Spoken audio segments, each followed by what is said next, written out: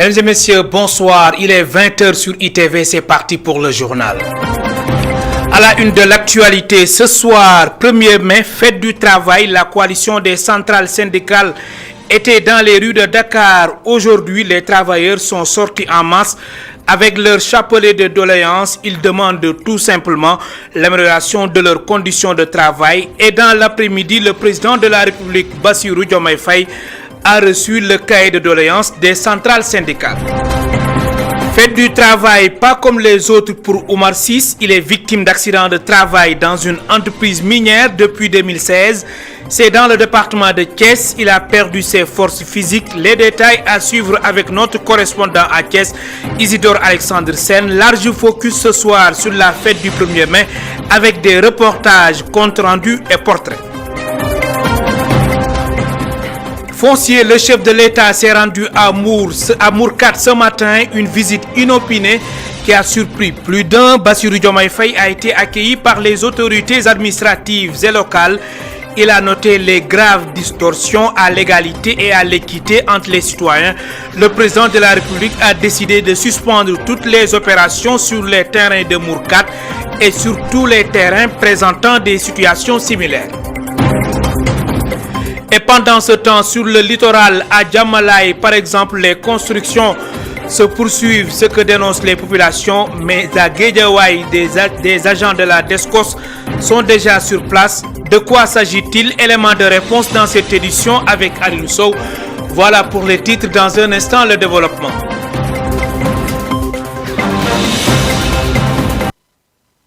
Bonsoir et bienvenue. Foncier, le président de la République, Bassirou Diomaye Faye, a effectué ce matin une visite sur le site de Mourkat.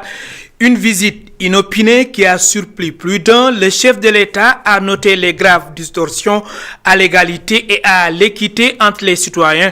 Il a décidé de suspendre toutes les opérations sur les terrains de Mourkat et sur tous les terrains présentant des situations similaires. Bassirou Diomaye Faye a également réaffirmé la ferme volonté de mettre fin à toutes ces forfaitures. Le président de la République, justement, Bassirou Diomaye Faye, a suspendu il y a quelques jours les constructions sur le littoral, une suspension qui tarde à se respecter à Djamalaye. Dans cette localité, les constructions se poursuivent, ce que dénoncent les populations, mais à Guédiawaye, des agents de la DESCOS sont déjà sur place. Les détails dans ce reportage signé par Alioune Sow et Moussa Fall. Un groupe de maçons au repos, à côté, d'autres sont en activité, à quelques mètres de la mer à Djamalaye. Pourtant, les autorités ont interdit toute construction tout le long du littoral jusqu'à nouvel ordre, une interdiction qui peine à être respectée dans cette zone. Malheureusement, aujourd'hui, sur les lieux, vous avez vu de vous-même. C'est comme si de rien n'était. Les gens continuent le travail, il y a les ouvriers qui sont là, il y a les Chinois qui sont là, comme si de rien n'était. Et pourtant, on voit sur les murs des arrêts de travaux d'ESCOS. Mais bon, on ne comprend pas encore.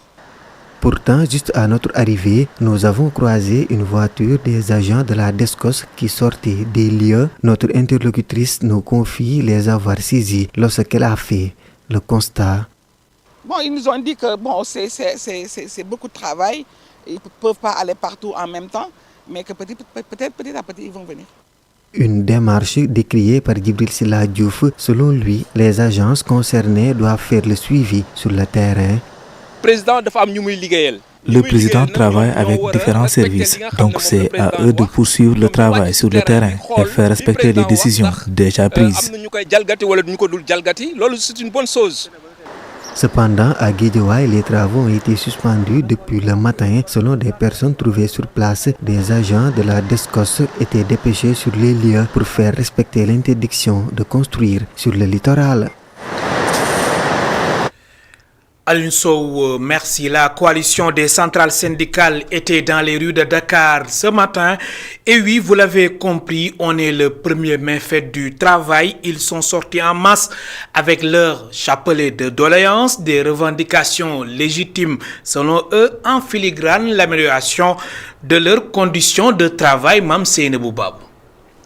Une grande mobilisation à la place de l'indépendance des travailleurs, pancarte à la main. Beaucoup habillés en rouge défilent tour à tour, chaque syndicaliste avec son cahier de doléances. Les agents de la CBAO présents à cette rencontre exposent leurs revendications. C'est l'ouverture du capital, le relèvement du taux de la prime,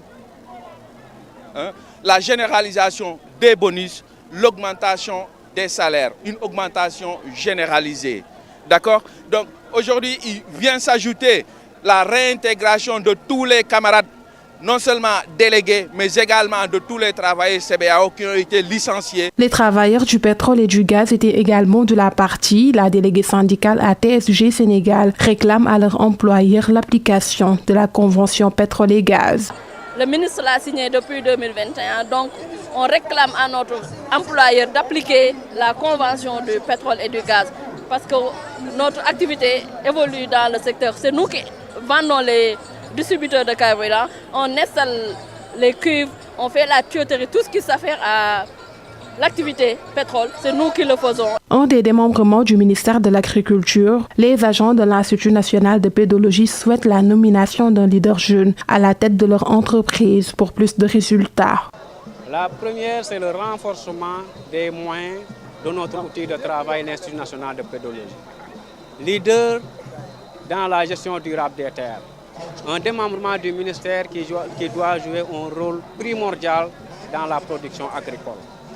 La deuxième demande, c'est que nous voulons à la tête de nos structures un DG jeune, expérimenté, qui n'est pas à la retraite, compétent, capable de faire rayonner notre Institut national de pédologie.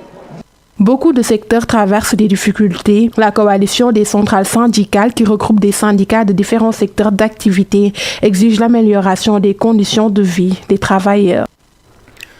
20 centrales syndicales dont le SYNPICS ont remis cet après-midi leur cahier de doléances au président de la République, le respect des accords signés, les situations salariales, la précarité, l'emploi des jeunes, la poste, les chemins de fer sont entre autres doléances des syndicalistes sur la table du chef de l'État. Le président de la République, Bassirou Diomaye Faye, compte poursuivre les rencontres avec tous les acteurs pour un climat social apaisé, n'est-ce pas, Mamadou Dieng?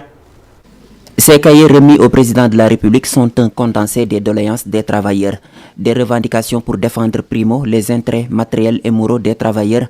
En outre, la classe syndicale s'engage du côté des populations. La question du pouvoir d'achat, donc qui se pose pour le monde du travail, la question donc des greffiers, donc il doit passer de la B2 à la A2. Il y a la question des salaires des collectivités territoriales. Il y a également la question de la poste, la question du chemin de fer, mais surtout la question de l'emploi des jeunes, qui est une question fondamentalement importante et qui fera appel certainement à la léthargie de nos paresses mentales.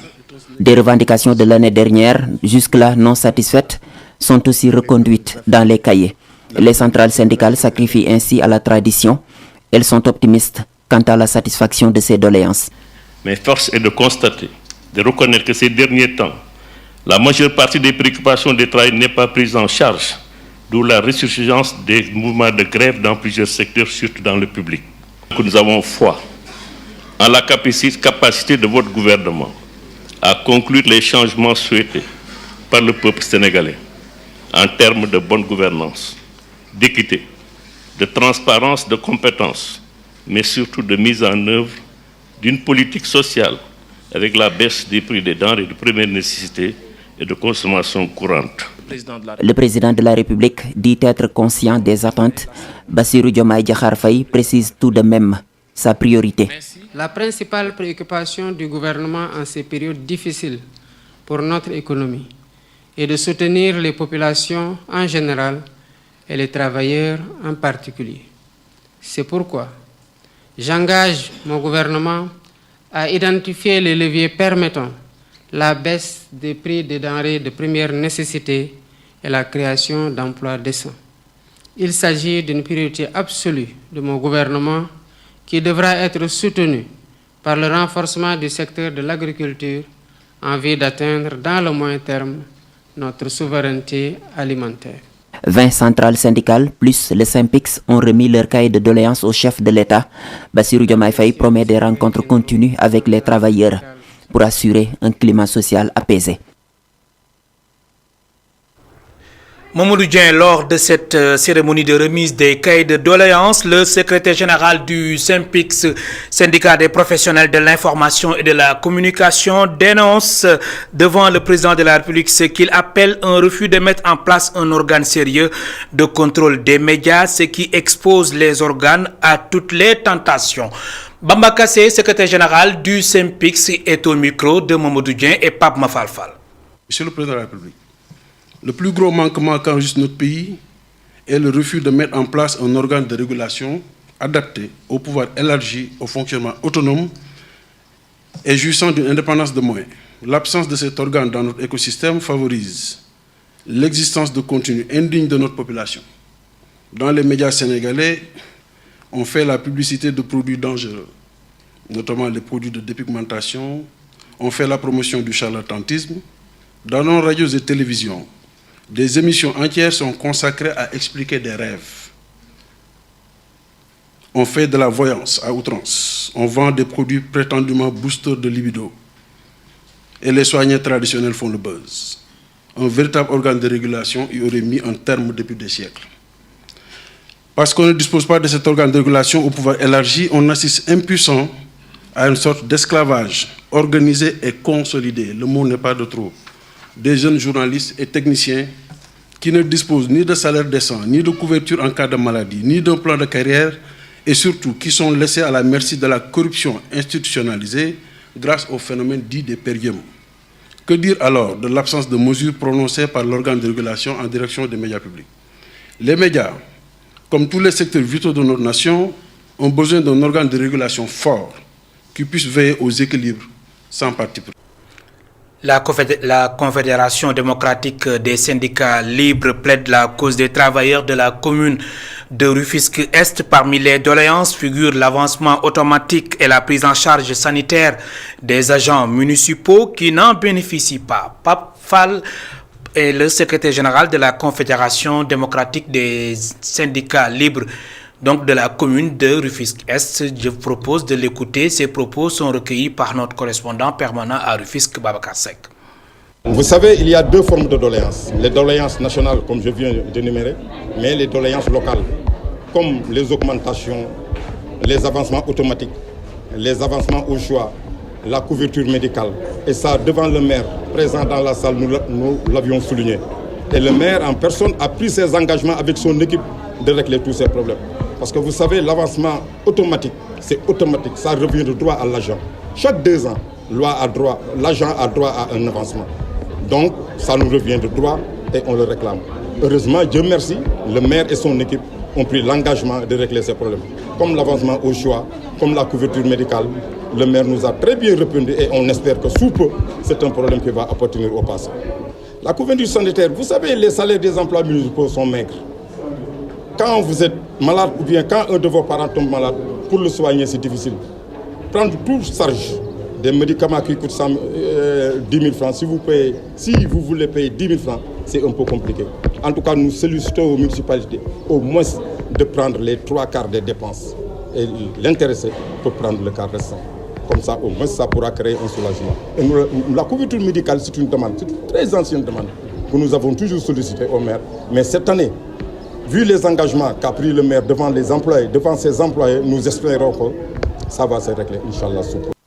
À Matam, les centrales syndicales de la région ont organisé une marche pacifique pour présenter leur cahier de doléances au préfet du département. Et les doléances concernent les secteurs de l'éducation, de la santé, des collectivités territoriales et les mines. Amadou Omar Diallo. C'est par une marche pacifique que la coalition des centrales syndicales représentatives de la région de Matam a célébré la journée du 1er mai. Un cahier rempli de doléances remis au préfet du département de Matam. La santé, l'éducation, les collectivités locales et les mines sont les premières cibles. La fonction publique locale, elle n'est qu'une chanson de tous les dirigeants. Aujourd'hui que notre pays est vers un tournant, avec les nouvelles autorités à qui nous avons confiance et nous souhaitons plein succès, nous souhaitons que l'une des surpriorités qu'ils prendront en place, c'est les collectivités locales. À part cela, la région de Matam est une région minière. Aujourd'hui, les populations de Ndendori, de Ounare vivent un calvaire énorme, avec une surexploitation, mais une escroquerie qui ne dit pas son nom. Comment vous pouvez imaginer un père de famille qui le dédommage son terrain à 90 000? Et ça nous est doléance sans parler de l'éducation. On ne peut pas ne pas parler des décisionnaires. Comment vous pouvez concevoir un fonctionnaire qui perçoit 300 000 à son dernier mois en allant à la retraite, le prochain mois on lui donne 40 000. Le préfet du département de Matam, Souleymane Daye, après avoir reçu les doléances des mains des syndicalistes, s'est prononcé à son tour. J'ai pris bonne note des doléances que vous avez eu à prononcer ici. Et avec le mémorandum, le cahier de doléances que vous venez de déposer, je transmettrai à qui de droit pour une satisfaction de vos revendications. En cette journée du 1er mai dédiée aux travailleurs du monde entier, à Matam, les centrales syndicales attendent des nouvelles autorités en suivi de leurs doléances pour panser les plaies béantes qui agitent le quotidien des travailleurs de la région.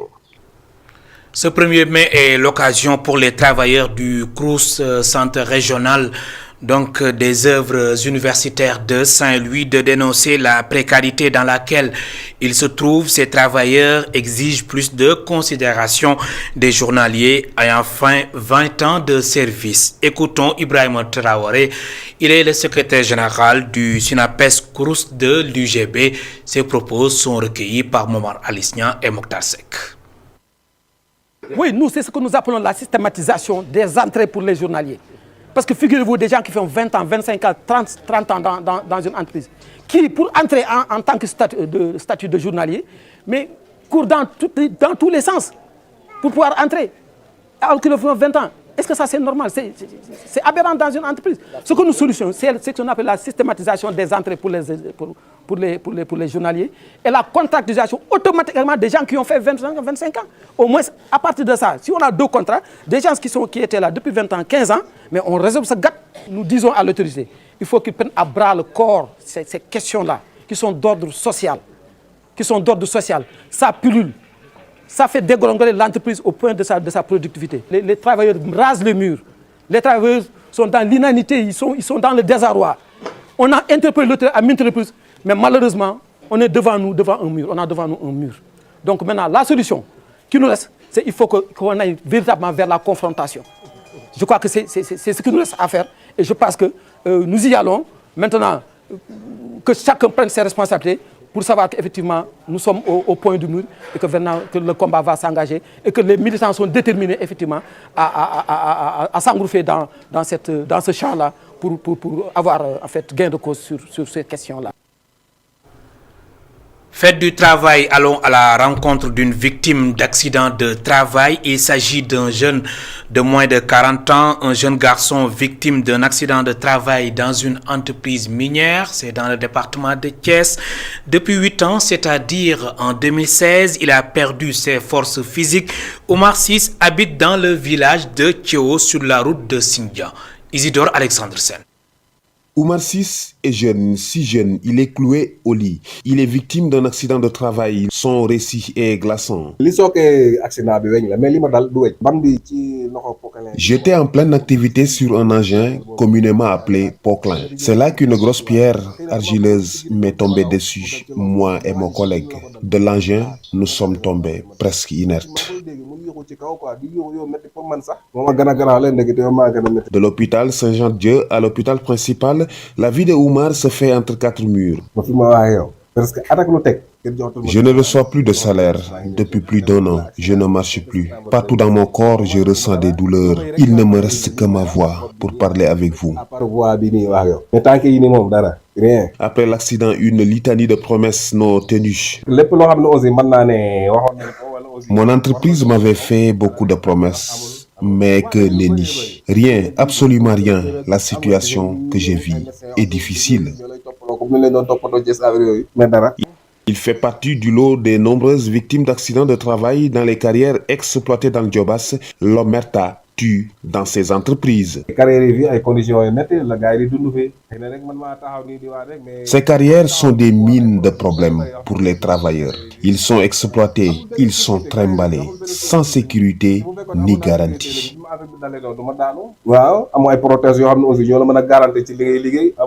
Omar Sis garde peu d'espoir de retrouver sa forme physique, mais plus jamais ça, les jeunes souhaitent la fin de l'impunité et de l'exploitation des travailleurs dans les mines.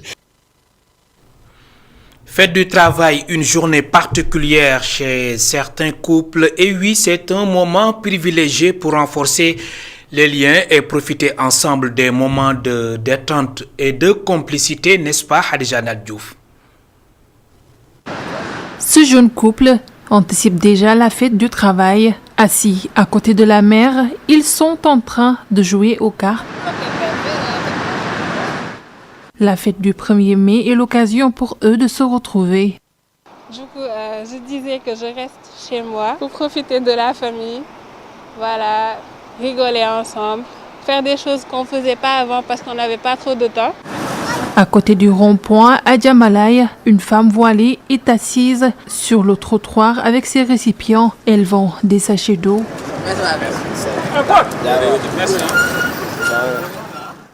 Après des journées chargées, elle compte profiter du jour férié pour s'occuper de son homme et de sa famille. C'est l'occasion pour moi de me concentrer à 100% sur ma famille, mon époux aussi. C'est le moment pour nous de nous retrouver. Non loin, nous apercevons un vieux venu faire son jogging sur la plage. Il n'est pas concerné par ce jour férié du 1er mai.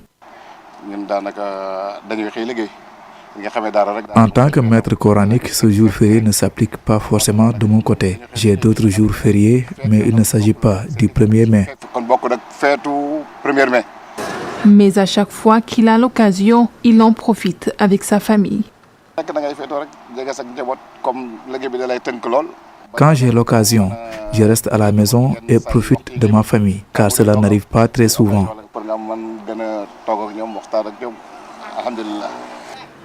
Le 1er mai marque la fête du travail, une journée qui permet aux couples et aux familles de se retrouver après des semaines de dur labeur. Au marché HLM de Dakar, les travailleurs du secteur informel ne se sentent pas concernés, mais ils expriment leurs doléances. Les marchands ambulants veulent la construction des cantines. Leurs préoccupations dans ce reportage signé par Mariama Diallo. Ah, fête du travail bi moom mënuñ ko dund dara ndax ñun dañuy taaw a taaw ñun fay ñu weer moo tax il faut ñu xëy si bu ñu xëy si wut mooy loolu dépense bi day manqué quoi. Si le 1er mai reste un jour férié pour les travailleurs, tel n'est pas le cas pour ces commerçants qui évoluent dans l'informel. Papa Sow dit être exclu de la journée. Je suis un travailleur, certes, mais cette journée ne me concerne pas. Je suis mon propre chef. Je crois pouvoir faire plus d'affaires aujourd'hui.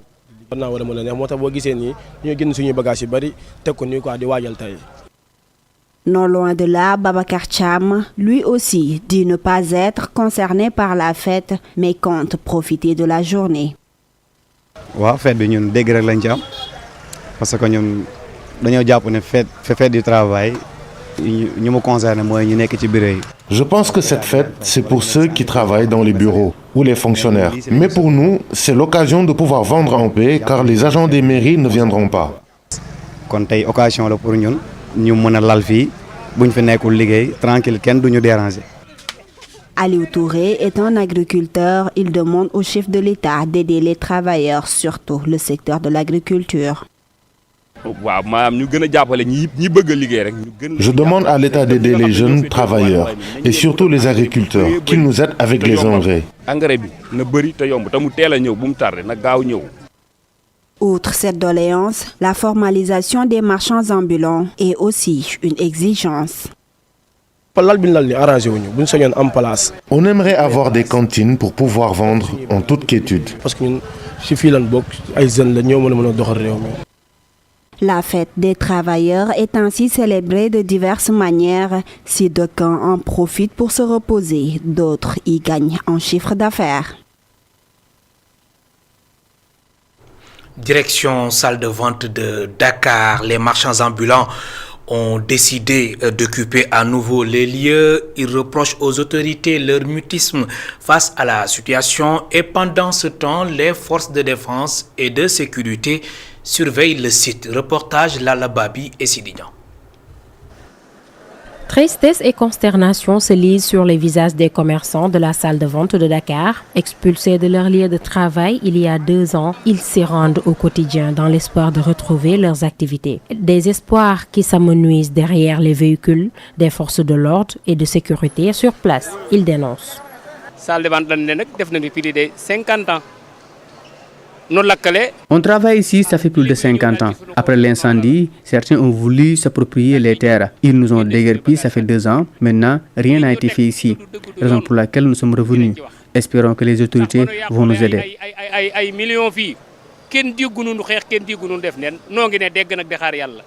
Omar Bey trouve que cette situation ne fera qu'augmenter le chômage au Sénégal.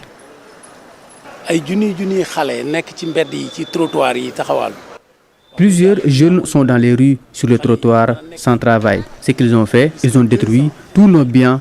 C'est injuste.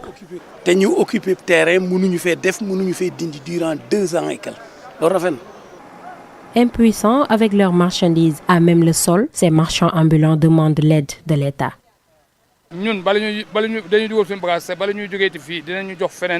L'État doit trouver une solution à cette situation. Soit il nous redonne les terres, soit il nous donne une possibilité de travailler ailleurs.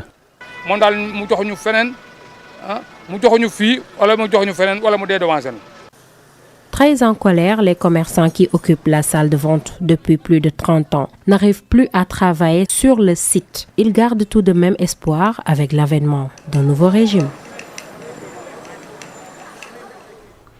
Dans la banlieue dakaroise, les acteurs de la société civile se mobilisent pour faire face à l'insécurité croissante qui menace les quartiers périphériques. Le constat est alarmant et des solutions s'imposent. Pour une analyse approfondie révèle les défis et perspectives pour une collaboration efficace entre la population, les forces de défense et de sécurité et les organisations locales. Compte rendu, Mamadou Lamine Fati et Cheikh Maguette Bey. La sécurité dans la banlieue est examinée par des acteurs de la société civile. Un diagnostic alarmant est exposé par le sociologue. Les agressions qui sont très présentes, aussi les cambriolages, on parle aussi de la délinquance juvénile, voilà, qui est aussi une des principales causes, voilà, de ce phénomène d'insécurité. Bon, quand on parle d'agression, on parle plus des femmes, parce que ce sont les êtres les plus vulnérables, entre guillemets, si on peut le dire. Voilà, elles sont les plus ciblées. Voilà. Et par rapport aux horaires, bon, c'est juste après la descente aux environs de 18h jusqu'à 21h. Voilà. Quand il commence à faire nuit, dans la soirée, c'est le moment préféré des délinquants pour passer à l'acte. Pour promouvoir une sécurité collaborative et lutter contre le banditisme dans les quartiers, Madiasen, acteur de la société civile, souligne la nécessité d'impliquer toute la population. Les populations, ASC, jeunesse, ICPCF de poste, Badianougor, relais communautaires, pour qu'ensemble, ces informations liées à la violence, que la prise en charge soit au niveau des quartiers d'abord, en termes de prévention, en termes d'anticipation et d'alerte précoce, pour que la police, la gendarmerie reçoivent moins de plaintes. Madame Diouf Rose Diatta de WANEP Sénégal affirme que la meilleure façon de faire participer la population à la lutte contre l'insécurité est de promouvoir la dénonciation sous toutes ses formes et de favoriser la collaboration avec les forces de sécurité. Puisque on est dans une société où les gens ne collaborent pas beaucoup avec la police, sur la culture de la dénonciation, on se rend compte au Sénégal que personne ne dénonce personne. Les acteurs de la société civile ont mis en évidence des résultats alarmants dans leur diagnostic de l'insécurité dans la banlieue, appelant ainsi l'ensemble des acteurs, y compris l'État, la société civile et la population, à trouver des solutions adaptées. Le Comité national de gestion des inondations peaufine sa stratégie pour préparer l'hivernage 2024. La réunion présidée par le ministre de l'Hydraulique et de l'Assainissement a été une occasion pour faire le bilan de la stratégie de lutte contre les inondations de l'année passée et anticipée sur l'hivernage de cette année annoncée comme pluvieuse. Babacar Seck. En charge de l'hydraulique et de l'assainissement anticipe dans la gestion des inondations. Gouverneurs, préfets et élus des collectivités territoriales ont échangé sur les questions liées aux inondations. L'inondation ou les inondations de manière générale sont des phénomènes liés à beaucoup de facteurs comme le réchauffement climatique, l'urbanisation galopante dans nos pays, l'urbanisation anarchique on va le dire, et les populations qui s'installent dans des zones non édificantes. Tout cela concourt à créer des difficultés. Et ce que nous avons comme approche, c'est de pouvoir tirer les bonnes leçons. Et toutes les présentations ont montré que l'effort d'anticipation de l'année dernière avait aussi permis de pouvoir amoindrir les effets des inondations. L'hivernage était pluvieux l'année dernière, mais globalement, la situation a été maîtrisée, malgré le fait qu'il y a eu des quartiers qui ont été sous tension, mais les services ont réagi assez rapidement pour les soulager. Et cette année, nous allons apprendre de toutes ces leçons, faire beaucoup mieux que l'année dernière. Un suivi opérationnel pour un bon fonctionnement du plan d'action sera mis en place pour soulager les populations. Tous les plans d'action qui ont été élaborés par les gouverneurs sont présentés et de cela, nous allons faire en sorte qu'un suivi opérationnel puisse être fait à notre niveau pour que le dispositif fonctionne correctement. Nous allons faire également en sorte que ce qui a été déjà réalisé, parce que beaucoup de structures ont déjà commencé, mais notre mission c'est d'anticiper, d'essayer d'apporter des réponses en attendant de trouver des solutions plus structurantes. Et c'est à cela que le gouvernement veut aller, sous une approche qui va mutualiser le travail des acteurs, qui va beaucoup fonder notre démarche sur la concertation, sur l'inclusion et le décloisonnement. Ici, c'est une concertation multi-acteurs où nous avons dit que tous les acteurs, tout le monde peut avoir des solutions. L'État peut mobiliser ses moyens, les collectivités locales aussi leurs solutions et leurs moyens, et les acteurs à la base venir aussi pour donner des contributions pour que nous trouvions des solutions. La prochaine étape sera une visite de terrain pour trouver des solutions structurantes et durables aux problèmes des inondations.